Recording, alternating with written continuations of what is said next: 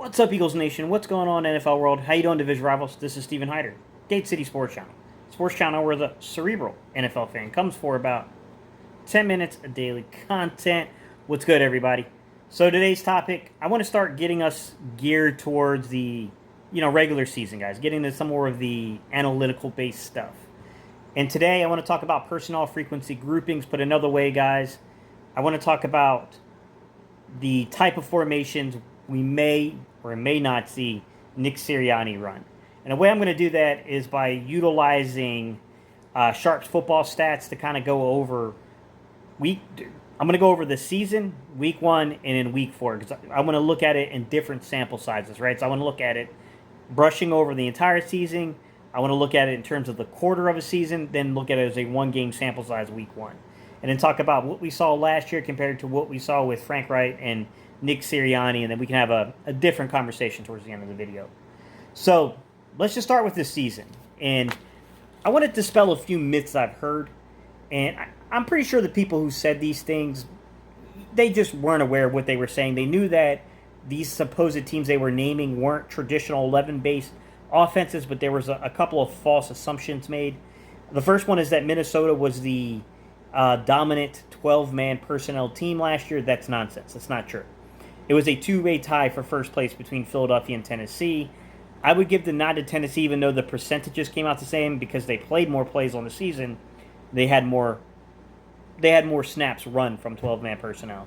So basically, out of 12-man personnel, Tennessee ran 373 plays on the season. Philadelphia ran 366, which accounted for about 35% of both teams' offensive snaps. Past that, the only other team with a 30% or more utilization out of 12-man personnel, guys, was Arizona.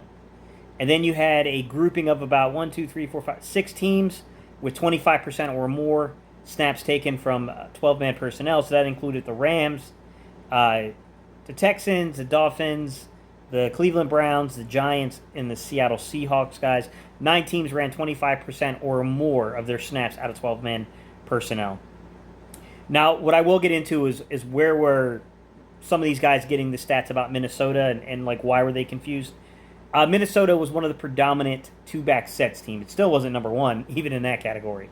But there was basically about 6 teams in general. 5 teams ran over 20%, but 6 teams were just high in general in terms of utilization of two-back sets. San Francisco, 42%, either out of 21 or 22 personnel. That doesn't even count 20 or 23 personnel, which is also technically two-back sets. Just 21 and 22 personnel. San Francisco ran 42% of its plays on the season. New England ran 38%. Miami ran 35%. Baltimore ran 34%. Minnesota ran 35%. Baltimore ran 34%. The Raiders ran 20%. And then Green Bay was another team I kind of factored in as that 16 with 16%. Those were your offensive utilization, your offensive formations that utilize a lot of two-back sets. I expect to see maybe the Jets move into that category, just knowing where they're coming out of, that Shanahan-type system. I think that's a very good possibility to see there. And then you had the what I'll call the predominant 11-man personnel group.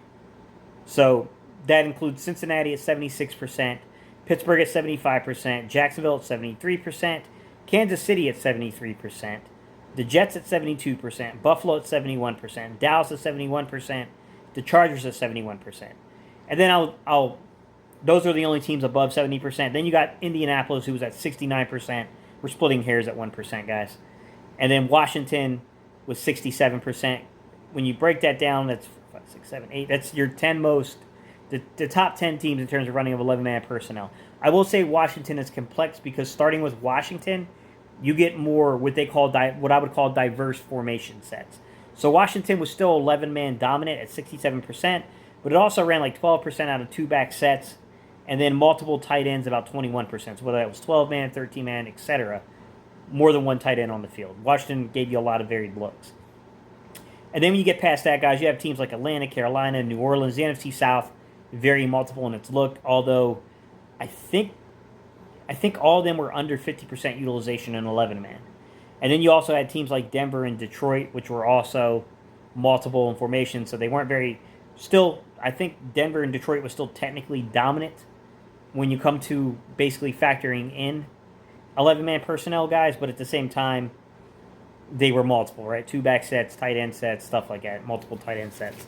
So you get teams like that, right? Then I will say not every team. I know you can say, well, most teams are going to be 11-man personnel dominant, whether or not they're in that 70% category. Yes and no. There are a few teams that played their snaps under 50% out of 11-man. Tennessee, Minnesota, San Francisco, Cleveland, Baltimore, and Arizona were all underneath 50% utilization out of 11-man personnel, so can be argued that wasn't their dominant personnel grouping. But for the most part, guys, yes, you would be correct. Most teams are still 11-man dominant, no matter if they sway on other formations or not. But what I'm going to do is I'm going to take a look at the first quarter of the NFL season. Let's take a look at Indianapolis. Let's take a look at Philadelphia last year and just see kind of what happened. So to begin with, Indianapolis through weeks 1 through 4, 70% out of 11-man personnel, 18% from 12-man, 8% from 13-man, 2% from 21-man, and then they ran 1 play out of 10-man, 1 play out of 20-man, and then 2 plays equivalent of 1% out of 2-man. So 10-man, 20-man, 2-man, multiple formations, give you some tricks, right? 2-man personnel is 2 running backs and 3 tight ends on the field. I'm sorry. Let me say that again. 2 tight ends and then 3 wide receivers on the field would be 2-man. 20-man would be 2 running backs and 3 wide receivers on the field. 10-man would be 1 running back and 4 wide receivers, more of a spread look on the field. So we can see a little multiple there, right? If you take together all the times they had multiple like this is the other thing they say, like, oh, like they only ran 21% on the season out of 2 tight end sets. So Frank Reich and Nick Sirianni don't like that. I do agree they like to play more 11-man. They like to be 3 wide receivers set deeper than they do 2 tight ends. But it's misleading, guys, because even if you look at the first quarter of the season, 18% out of 12-man, 8% out of 13-man, and you got to add in the 1% out of a 2-man set. You add that all up together, guys, it's 27%. So 27 to 30% of the snaps, I would say, that offense likes to operate with more than 1 tight end on the field. I think is a reasonable expectation there. Now, if we look at Philadelphia, guys, through the first quarter of the season, 43% out of 11-man personnel, 52% out of 12-man personnel, 2% out of 21-man personnel, 1% out of 22-man personnel, 1% out of 13-man personnel, and then 1% out of 2-man personnel. So, heavy tight end utilization. And then early in the season, we even mixed in about 3% of our snaps out of 21 and 22-man personnel. So, two running back sets, basically. Two running backs on the field. Wide receivers, guys. Remember, D-Jax ended up going down early. Then Alshon was still out on the PUP list. Greg Ward Jr. was still our most experienced guy. And then we had essentially 3 rookies and 1 second-year wide receiver. So it's not a surprise the Eagles were really heavy last year with tight end personnel utilization. Week 1, though, I want to now focus the lens even tighter, guys. Let's look at Week 1. Week 1, Frank Reich and Nick Sirianni came out of 81% 11-man personnel. Leaned heavily on that wide receiver group. 13% 12-man, 4% 21-man, and they ran 1 10-man. So 1 spread formation here. They were heavy into playing their wide receivers in Week 1. And let's juxtapose it with the Philadelphia Eagles, guys. The Eagles, 27% 11-man. That's a crazy load. 66% 12-man, 3% 13-man, 4% 2-man.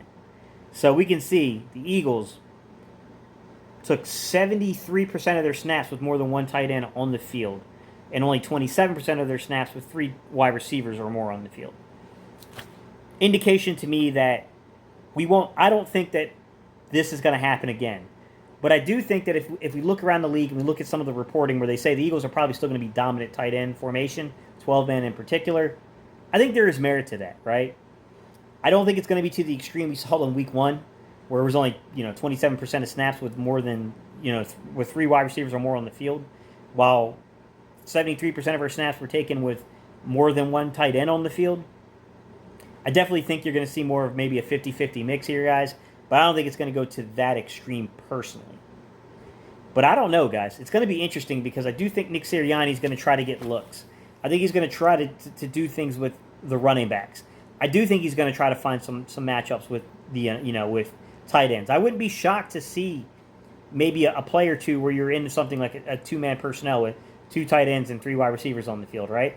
I wouldn't be shocked to see something like 20-man personnel, right, where you got 2 running backs and maybe 3 wide receivers. Although I think it would be kind of hard to pull both Goedert and Ertz off the field. You're not going to see too much of that, so I don't know. Maybe you see more 21-man or 22-man kind of personnel situation where maybe they make you think it's going to be a heavy run, like we're lining up to get a jumbo package in, but in reality, we're trying to get you with a matchup base.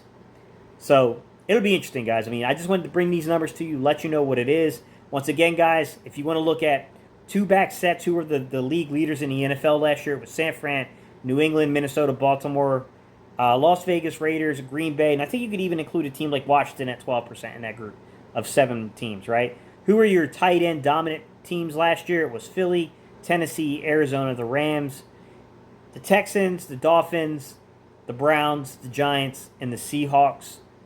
And then who were your heavy 11-man? That would have been Cincinnati, Pittsburgh, Jacksonville, Kansas City, the Jets, Buffalo, Dallas, the Chargers, and Indianapolis. And then you had teams that were multiple in their formation. So Washington, Atlanta, Carolina, New Orleans, Denver, Detroit. Leave your comments down below, guys. What do you think?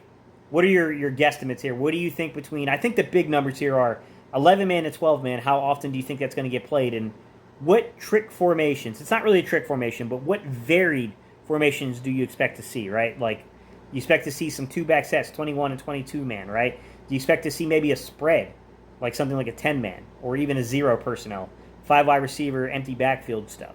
Like, what do you expect to see, guys? Like 2-man personnel, 2 tight ends, 3 wide receivers. What are you guys expecting in Week 1's game? In the first quarter of the NFL season, too. Weeks 1 through 4 in Week 1. And then you can talk about the whole season if you want to, guys.